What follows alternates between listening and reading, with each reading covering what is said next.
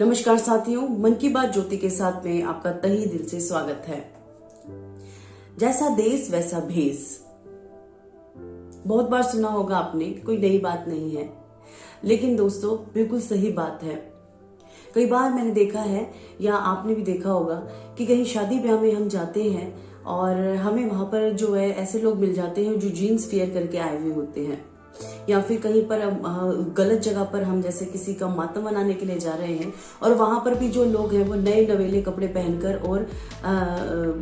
किसी को तो पता होता ही है कि हाँ ये चीज ट्रेंडिंग में है या नहीं है, और वो लोग ऐसा वियर करके आ जाते हैं जो कि बड़ा ही एक अनअप्रोप्रिएट जो है माहौल के लिए हिसाब से गलत चीज बनी देखने को मिलती है। तो आज हम बात करेंगे कि जैसा हम आचरण रखते हैं वैसे ही हमें वेशभूषा भी रखनी चाहिए, और क्या क्या चीजें ऐसी महत्वपूर्ण पॉइंट्स जो हमें आचार्य चाणक्य ने भी जो है अपनी चाणक्य नीति में बताए हैं, और उन्हीं को फॉलो करके जो है हम अपने जीवन को कैसे एक सुसंगठित और एक महान जीवन अपना बना सकते हैं, और दूसरे के ऊपर कैसे हम अपना इम्पैक्ट डाल सकते हैं अपने कपड़ों के द्वारा। तो चलिए देर ना करते हुए आज इस श्रृंखला में चलते हैं हम, जैसा देश वैसा भेष। देखिए फ्रेंड्स, सबसे पहले बात आती है जलवायु की। किन किन बातों को ध्यान रखना चाहिए हमें अपने कपड़े को पहनते हुए, हमें अपनी वियर करते हुए ड्रेसेस को किन किन बातों का ध्यान रखना चाहिए। सबसे पहली बात आती है जलवायु की। जैसे वातावरण में आप रहते हैं हमें वैसे ही कपड़ों का जो है अपना चुनाव करना चाहिए। अगर आप किसी ठंडी जगह पे रह रहे हैं तो ये तो कोई बिल्कुल ऑब्वियस सी बात है कि आपको जो है गर्म कपड़े पहनने ही होंगे, और जैसा देश वैसा भेष का अर्थ भी यही है कि जैसे आचरण में, जैसे जलवायु के हिसाब से आप कहीं पे रह रहे हैं, जहाँ का जो क्लाइमेट है, मौसम है, वही के हिसाब से जो है आपको प्राथमिकता अपने प्राइमरी जो एक पहला जो पॉइंट है वो यही देखने को आता है कि सबसे पहली जो बात है वो यही है कि आप जैसे वातावरण में रहते हैं, जैसी आपके वहां का क्लाइमेट है, जैसी जलवायु वहां की है, उसी हिसाब से जो है आपको अपने कपड़ों का चुनाव करना चाहिए। क्योंकि देखिए फ्रेंड्स, अभी हमने देखा कि बहुत सारी बीमारियां जो है वो आपके कपड़ों से ही रिलेटेड होकर जो है बाहर निकल कर आती है, कोई उस पर ध्यान दे ही नहीं रहा है। जैसे कि हम देखते हैं कि जीन्स जो है वो पाश्चात्य जो संस्कृति है उसके लिए एक महत्वपूर्ण एक पहनावा उभर कर आ रहा है, लेकिन हमारे देश के हिसाब से अगर हम देखें तो जीन्स जो है वो गर्मियों में पहनने का जो एक परिधान है ही नहीं, वो एक गर्मियों में पहनने की ड्रेस है ही नहीं, तो इसीलिए उसको अवॉइड हमें करना चाहिए। जीन्स जो, अगर मैं आपको बताऊं जीन्स की हिस्ट्री पे अगर हम जाएं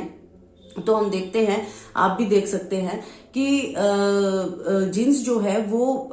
दूसरे देशों में मजदूरों के लिए बनाई गई थी, क्योंकि वो बहुत ही हार्ड एंड मतलब एक बहुत ही सख्त जो है उसका कपड़ा है, वो जल्दी फट नहीं सकता, और मजदूरों को जो है काफी हार्ड वर्क करना पड़ता है, जिसकी वजह से उन्हें ऐसे कपड़े पहनने की जरूरत पड़ती है जो कि जल्दी जो है धोने ना पड़े वो, क्योंकि आप देखिए जीन्स जो है वो बार बार नहीं धोई जाती है, जीन्स को जो है बार बार हम साफ नहीं कर सकते हैं, जीन्स को बहुत बार रगड़ा जाता है, बहुत दिनों बाद उसको जो है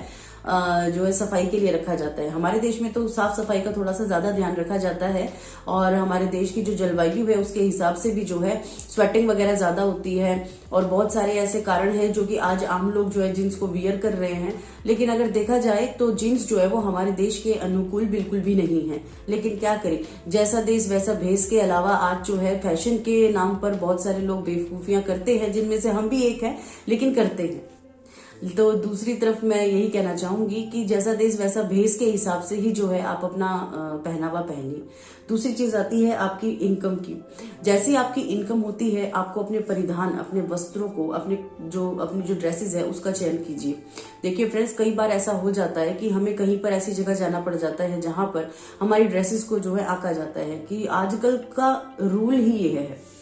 कि जैसा आप दिखोगे वैसा ही आपको मान लिया जाएगा। एक छोटी सी मैं आपको अपनी असली कहानी एक छोटा सा अपना ही लाइफ का इंसिडेंट मैं आपको बताना चाहूंगी कि एक बार हुआ क्या कि मेरे को मेरी फ्रेंड इंटरव्यू के लिए लेके गई अपने साथ। वो मेरी जो फ्रेंड थी वो काफी मतलब पुअर फैमिली से बिलोंग करती थी, उसके फादर भी नहीं थे, और उसको जो है जॉब की ज्यादा जरूरत थी। लेकिन हुआ क्या कि वो बेचारी सिंपल तरीके से जो है उसने अपना थोड़ा सा ड्रेसअप किया हुआ था, और मतलब काफी वो जो है सिंपल लग रही थी एज कंपैरेटिवली टू हर। मैं जो हूँ थोड़ी सी ज्यादा अपनी ड्रेसेस को लेकर थोड़ी ज्यादा एक्टिव रहती थी, और थोड़ी सा ज्यादा भाई मैं थोड़ा सोशली इस चीज पर थोड़ा ज्यादा मैं ध्यान देती थी। तो हुआ क्या, मैं इंटरव्यू के लिए नहीं गई थी, लेकिन मैंने ऐसे ही मजाक मस्ती में इंटरव्यू दे दिया और गलत मैंने आंसर बताए। मैं आपको बता रही हूँ, कोई आपको नहीं बताएगा अपनी ये गड़बड़ वाली बात, लेकिन मैं आपको बता रही हूँ कि गलत आंसर देने के बावजूद भी इंटरव्यू मेरे पास हुआ। क्यों? क्योंकि मेरे को देखकर, मेरी वेशभूषा को देखकर, मेरा कॉन्फिडेंस देखकर, मेरी जो पर्सनालिटी को देखकर उन्होंने मुझे सिलेक्ट किया, ना कि उसको, जबकि जरूरत उसको थी। तो यहाँ मैं एक बात ये भी कहना चाहूंगी कि कई बार ऐसा हो जाता है कि आप जब इंटरव्यू वगैरह के लिए जाते हैं तो आप अपने ड्रेस को इस तरीके से रखिए कि आप जो हो ना होते हुए भी उस बंदे को अट्रैक्ट करें जो आपका इंटरव्यू लेना चाह रहा है। ठीक है, आय तो एक रखने वाली बात है ही कि आपकी इनकम तो तभी बनेगी जब आप इंटरव्यू पास कर जाएंगे, है ना। आप जब इंटरव्यू पास करेंगे उसके बाद ही आप इनकम जो है वो अर्न कर पाएंगे और उसके बाद ही आप अपने लिए ड्रेस वगैरह जो है खरीद पाएंगे। लेकिन इसका एक दूसरा पहलू ये भी है कि आज जो है हमारे समाज में लोगों को जो है ड्रेसेस के उस पे जो है ज्यादा आंकने लग गए हैं, बशर्ते कि उनके अंदर नॉलेज कितनी है। मैंने तो अपना जो इंटरव्यू जो मैंने आपसे डिस्कस किया कि मैं देने ही नहीं वाली थी, मतलब मैं किसी तैयारी से ही नहीं गई थी, और वो बेचारी जिसको जरूरत थी, जिसको जो है वो तैयारी करके गई थी, सब कुछ था, तो मुझे बुरा लगा, मैंने ज्वाइन भी नहीं किया था वहां, क्योंकि मुझे जरूरत ही नहीं थी और मुझे करना ही नहीं था। लेकिन उनकी एक मानसिकता के बारे में मैं आपको यहाँ पर सिर्फ छोटा सा एक मैं बता रही थी, जो मेरे मन की बात थी, जो मैंने आपके साथ की। तो फ्रेंड्स, अगली चीज आती है कि जैसे वातावरण में आप जाते हैं ना, जैसा देश वैसा भेष का अर्थ यह है कि अगर आप शादी में जा रहे हैं तो शादी में अगर जा रहे हैं तो वहां पर आप जींस पहन के नहीं जाएंगे, कैजुअल्स पहन के नहीं जाएंगे, वहां पर आप अटपटे लगेंगे, वहां पर आप जो है जैसे शादी में कपड़े पहनते हैं तड़क भड़क के, वैसे ही करके जाएंगे। लेकिन बशर्त ये है कि आप जो है दुल्हन या दूल्हे से ज्यादा सज धज के ना चले जाइए, क्योंकि वहां पर जो है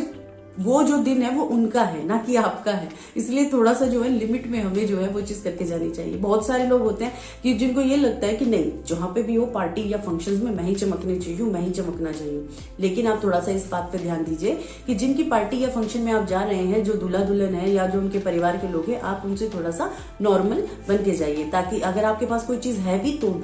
तो वहां पर थोड़ा सा आप ध्यान रखिए कि आप जो है अपनी ड्रेस का चुनाव ऐसा कीजिए कि आप जब पार्टी में कौन से फ्रेंड हैं, कौन से आप रिलेटिव हैं, उसी के हिसाब से जो है आप अपने वस्त्रों का, अपनी ड्रेसेस का चयन जरूर कीजिए। तो अगले पॉइंट पे हम चलते हैं, जहां पर आ जाती है ऐसी सिचुएशंस जहां पर हम किसी की गलत, मतलब कि किसी के साथ हो जाता है और वहां पर हम जाएं, तो वहां पर आप नॉर्मल बिल्कुल ही कैजुअल कपड़ों का जो है चयन कीजिए। वहां पर आप तड़क भड़क के कपड़े या ऐसे कपड़े नहीं हमें चुनने चाहिए जहां पर जो है हमें पॉइंट आउट किया जाए कि देखिए इन्हें ये भी अक्ल नहीं है कि आप कैसे माहौल में आए हुए हैं, किसी के मातम में आए हुए हैं और आपने जो है ऐसे कपड़ों का जो है चयन किया हुआ है। तो यहाँ पर मैंने बहुत सारे आपको पॉइंट बताए। सबसे पहला पॉइंट था कि आप जो है सबसे पहले अपने क्लाइमेट को देखिए, जलवायु के देखिए, जहां पर जो है आपकी जलवायु जिस हिसाब से वहीं के कपड़े आप वियर कीजिए। बेकार में गर्मी में जींस पहनने की जरूरत नहीं है, या सर्दियों में आपको जो है बिल्कुल जॉर्जेट के कपड़े पहनने की जरूरत नहीं है। आप अपने दिमाग का इस्तेमाल कीजिए कि आपको जो है कौन से कपड़े कंफर्ट देंगे, कौन से कपड़े आपको जलवायु के, वातावरण के हिसाब से, आपको जो है मौसम के हिसाब से आपको बचा के रखें।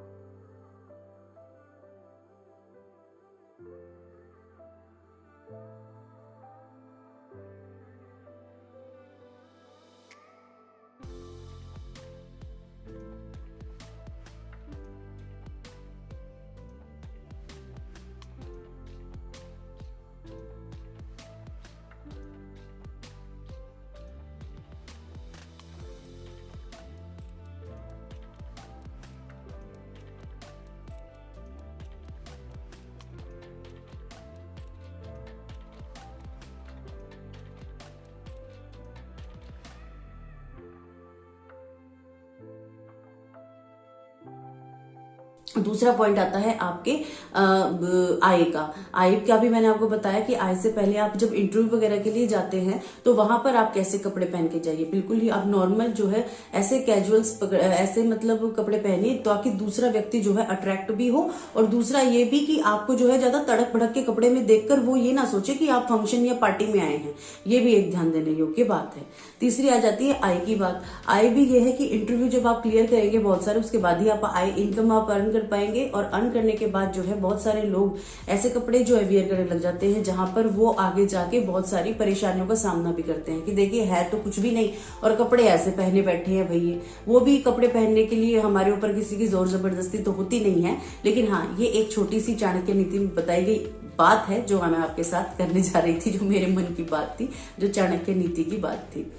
अगली जो बात है वो आती है ओकेजन की, कि शादी ब्याह में अगर जो आप बन के जा रहे हैं तो वो कैसे बन के जा रहे हैं, ऐसे नहीं कि दूल्हा दुल्हन आप ही लगने लग जाएं। और लास्ट की बात रहती है ये कि अगर किसी की गमी में आप जा रहे हैं तो वहां पर भी आप ध्यान रखिए कि आप जो है अपने इस तरीके के कपड़े पहनिए कि आप अलग से पहचान में ना आए। ये तो हम सभी को पता ही है, लेकिन यहाँ आज एक छोटी सी बात थी जो मेरे साथ थी, जो ज्योति के साथ थी, मेरे मन की बात थी। तो आशा करती हूँ कि आपको एक छोटी सी ये जो वीडियो है ये पसंद आई हो तो प्लीज लाइक कीजिएगा, शेयर कीजिएगा and subscribe my channel and thanks for watching guys.